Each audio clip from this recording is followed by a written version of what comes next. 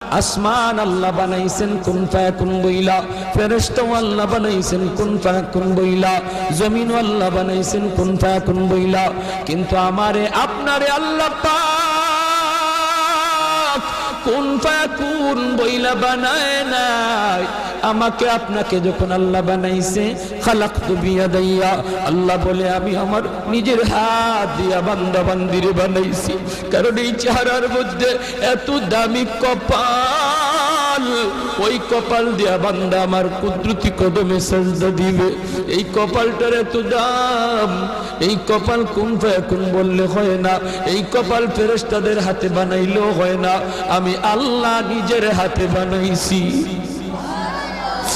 আল্লাহ পাক কই আমি আল্লাহ দেখি জমিনে কেমন অন্যায় হয়, অত্যাচার কেমন জুলুম হয়, জমিনে কেমন অন্যায় হয়, অত্যাচার হয়, কেমন